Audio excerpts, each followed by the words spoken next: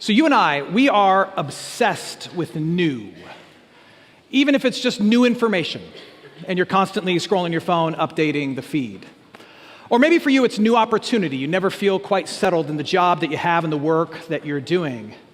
Or it might just be fitness. You work out like crazy, you post it online, and you are trying hard to feel new and to stay young. We live in a world that's obsessed with progress, trying to constantly evolve into a newer, better, stronger society. We are obsessed with new. Do you know what it is for me? It is new technology.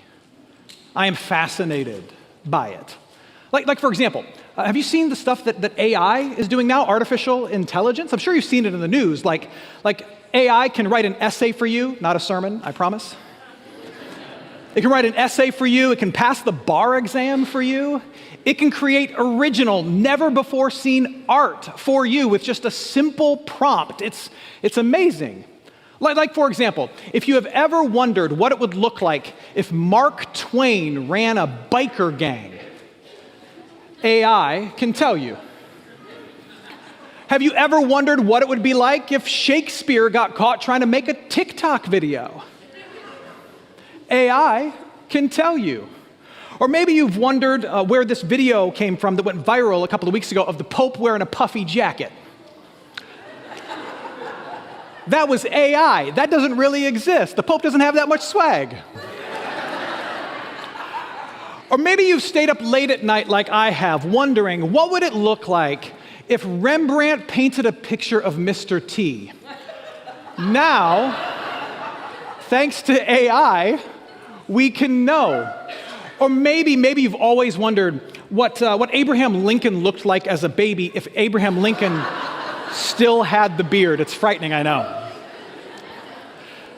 But here's my favorite one. Somebody asked artificial intelligence to make a picture of Jesus taking a selfie with the disciples at the Last Supper. It's pretty great, right? We are obsessed with new, whether it's new technology or new innovations in medicine or new leaders who can help us break free of all of our problems. We love the new. Where in your life are you obsessed with and looking for the new and the next thing? Now here's why we are obsessed with new. It's because we can feel the old. And when I say the old, what I mean is all the stuff that's broken and bad in this world. We can feel it weighing us down on a daily basis and filling us up with anxiety. So just talking about myself, I hate the fact that with every moment, my body continues to break down. Like I just turned 43, which might sound young to some of you, and it still is young, but I hurt myself tying my shoes the other day. I hate that we live in that world. On a more serious note, I hate that we see headlines like we saw last week in Nashville, and we see them over and over and over again. I hate that the same old problems of power and greed and arrogance and pride continue to corrupt our politics and the people that we need to have lead us. I hate the fact that part of my job as a pastor is to bury my parishioners, my friends, after they have battled cancer, or to walk with couples that I helped to get married through the threats of divorce. I hate that. I can feel the old, the bad and the broken weighing me down, and I know that you can feel it too. Look, we're obsessed with the new, but where do you feel the old? Where are you feeling it? And just know that's why we hunger for new things. That's why we hunger for a better and a brighter future, a better day to come. And that's also what makes Easter everything. Because what we believe at Easter is that Jesus has delivered a death blow to all the old things. I mean, that's why billions of people around the world are gathering like this. It's not just some sentimental celebration of spring. We are gathered like this because we believe that there is a king named Jesus Christ who confronted all the old and defeated it, who rose and lived to tell about it. And that's what we've been celebrating as a church all week long. Like last Sunday on Palm Sunday, When Jesus rode into Jerusalem with people saying, "Save us," and calling him king, what Jesus was doing was taking humanity's desire for a new day to dawn, their expectation for something better to emerge, and he was placing it willingly on his own shoulders as he rode into the holy city. And then a few days later, on Holy Thursday, Maundy Thursday, we see Jesus serving his disciples by washing their feet and offering them and us a meal that we call the Lord's Supper. And we see how Jesus is going to usher in something new through service and sacrifice. And then on Good Friday, Jesus allows all the old, all the broken, all the bad, all the evil, all the injustice, the punishment for sin that needs to be made, all that's awful in this world, he allows it to be placed upon his shoulders, to be laid upon him, whipped upon him, to the point of him dying. And for a second there, it seemed like the old thing was going to happen. And you know what the old thing is? Someone with promise and a great message steps forward, but it never lasts. They get cut down by the old evils of this world. But now it's Sunday, and Jesus is alive. And that's what brings us together to celebrate. And maybe this has never hit you before, but we live in a world where people make lots of promises. Politicians promise, but most of them are corrupted or convicted. We live in a world where religious gurus make promises all the time. The biggest of them have made promises, like Confucius and Muhammad and the Buddha, but all of them are dead and buried. We live in a day when influencers are making all kinds of promises online, but you and I know that they're in it for the subscriptions and the brand deals. But then along comes Jesus, and he makes a promise, and he fulfills it. And in his rise from the grave, what he has done is he has confronted all the evils that stir within us and around us. In his rising from the dead, he has confronted and defeated death, which haunts and taunts each and every one of us. He promised he would do it, and he did. Now, you might be a little cynical, and you might be here today saying, good for him. Like one guy defeated death. Great, good for him. Like when I was in elementary school, my neighbors won the lottery. The people down the street from us, they won $1 million. And I was so excited for them. We know millionaires. I remember telling my dad one day, we know millionaires. Our neighbors won the lottery. And my dad just very lovingly looked at me and said, good for them. I still have to go to work in the morning. There may be part of you who is sitting here hearing the story of one man who lived, died, and rose again and saying, good, that's like my neighbor winning the Super Bowl. What's that mean for me? I still got to go to work in the morning. Well, this is what makes Easter the history-shaking, earth-rattling, reality-changing truth that it is. Because Jesus not only confronts those things and defeats those things, but what he does is he hands the victory to us. Easter is the story of Jesus confronting the old and then handing the victory and a new reality to each and every one of us. He hands it to you, and he hands it to me. He makes a promise that that's what he would do, and then he does it. He gives it to you, and he gives it to me. That's what Paul is talking about in Colossians. If we could, just go there with me for just a brief second. Paul says this, Colossians chapter 3, he says, if then you have been raised with Christ, seek the things that are above, where Christ is, seated at the right hand of God. Set your minds on things that are above, not on things that are on earth, for you have died, and your life is hidden with Christ in God. You may very well be thinking, I got it, Matt. We're supposed to be made brand new through the work of Jesus Christ. But I don't feel very new, and headline, my husband, he ain't all that new either. I get it. But listen to what Paul said. Paul said that the message of Christianity is this, that those who come to the resurrected Christ with faith in their hearts, and faith is nothing more than need, knowing you need him. Those who come to Christ with need, they are connected to his death that forgives and his resurrection that means a brand new life for me and you. Through faith, you are connected to him and you get everything that he won. But then the Christian life is a life of setting your heart and mind on higher things where Christ is. Because the truth is that you are not going to be fully brand new, made completely brand new, revealed as totally new until Christ comes back.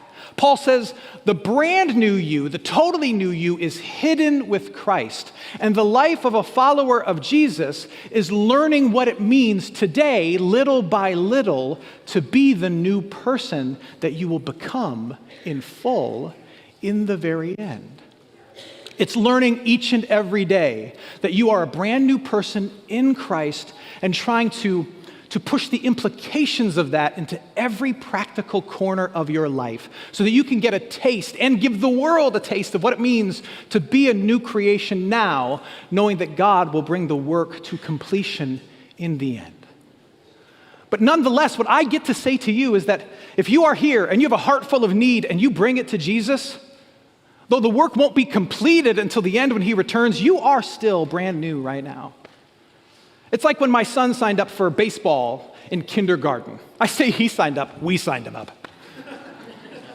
It was adorable. We sign him up and then we go to the store and we buy him all the stuff. And I loved it way more than he did. We made sure that this little kid not only had the jersey, but he had the hat and he had the pants and he had the shoes and he had the belt. He didn't need the belt, but he looked good with the belt. And he had the batting helmet, and he had the bat, and he had the gloves to wear when he's holding the bat.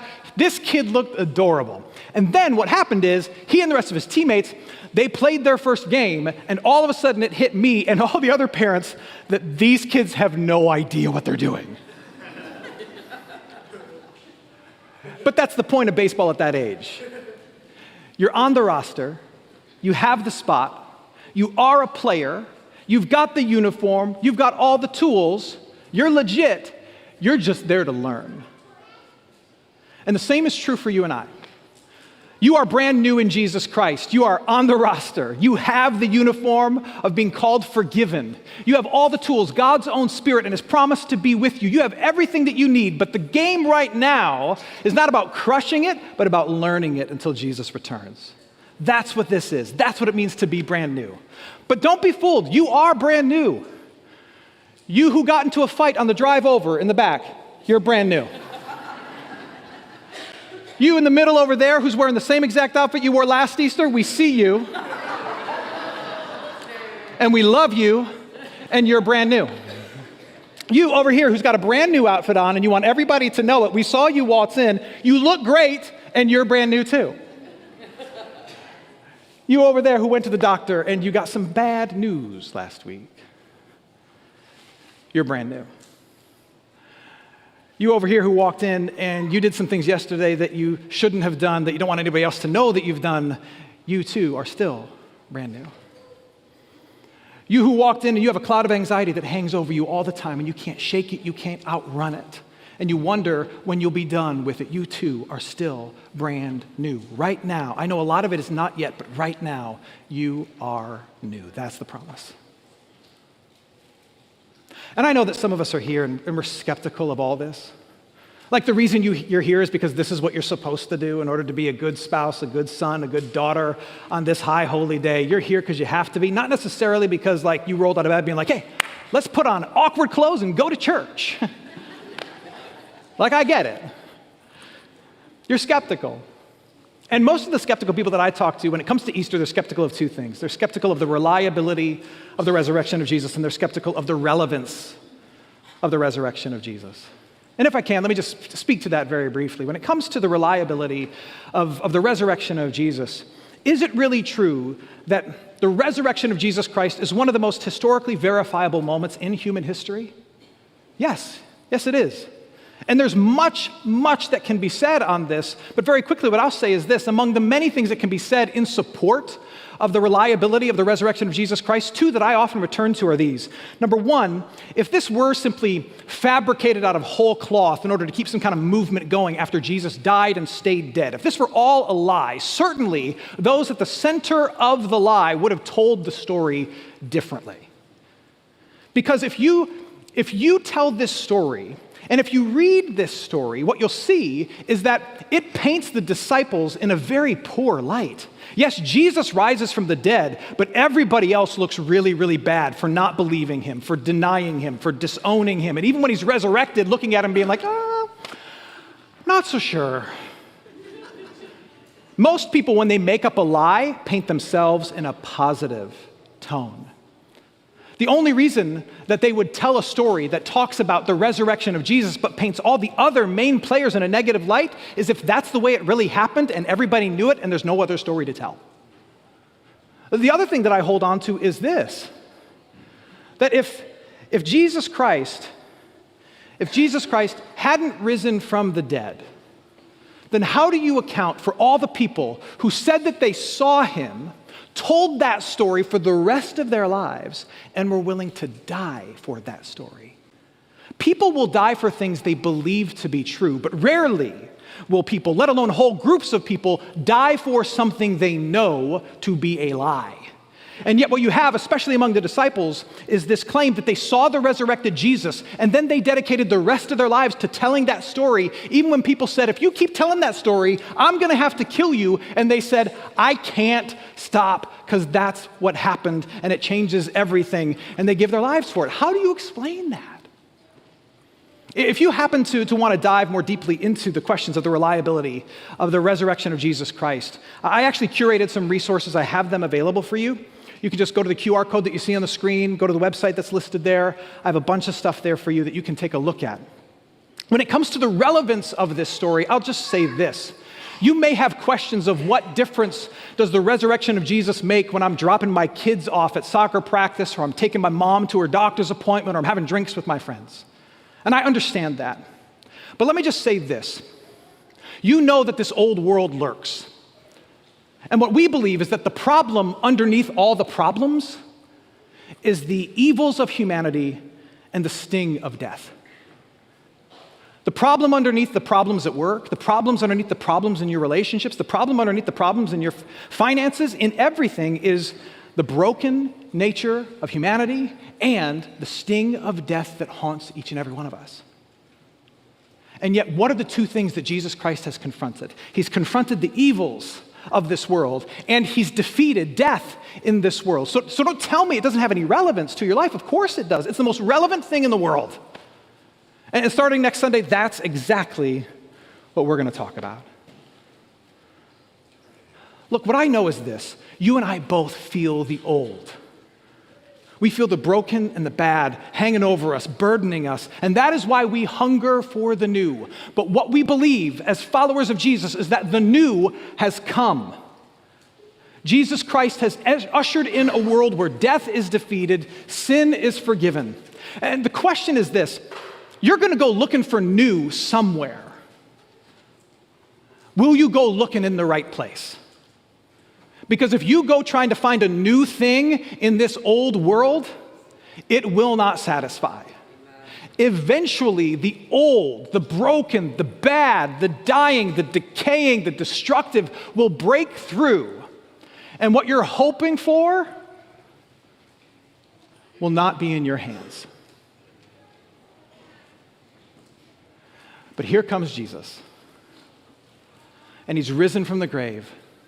And he's defeated the old, and he hands the new to you. And what he gives to you is something that can clear your conscience, that can secure your future, and can fill you with peace day by day into eternity. I'll close with this. Last night, as I was kind of putting some finishing touches on some of the plans for today, I was messing around with AI image creation online. I was. And I asked it to create an image, an abstract image of the empty tomb, something that represents the resurrection of Jesus. And this is what it came up with for me. Pretty good, right? Now, as you look at that abstract interpretation of the empty tomb of Jesus Christ, consider this. In the moments immediately following Jesus' rise from the grave, 3 words began to be said. 3 words were said by those who saw the empty tomb, who saw him alive in flesh and blood. And then those 3 words were repeated for weeks and months and millennia. And they went from being words that simply described the moment of Jesus' resurrection to describing a new reality that all of those who followed after him believed had entered in. A new world where the new thing that truly satisfies, that answers the need of every human heart, that new thing had finally emerged. And those 3 words were this: He is risen. If you want to, in some way, express your faith, your belief, your trust that this new world that you need has arrived in Jesus Christ, if you want to declare to yourself, to the people around you, and to this world that though we're surrounded by the old, you believe the new has come, the new that you need, would you humor me in simply saying these words? Those 3 words and those 3 words alone. He is risen. One more time. He is risen. He is risen. Though we live in a world that is confused and is a frightening place, say it. He is risen. Though you make mistakes that persist and you have regrets piled high, say it. He is risen. Though we have leaders who disappoint us and politics and cultural issues that divide us, say it. Though sickness stirs and disease bothers us and death still stings, say it. He is risen. Though you feel misunderstood, isolated, and alone, he is risen. My friends, there is mercy for every moment. There is forgiveness for every failure. There is life in the face of death. The old is gone and the new has come because Amen.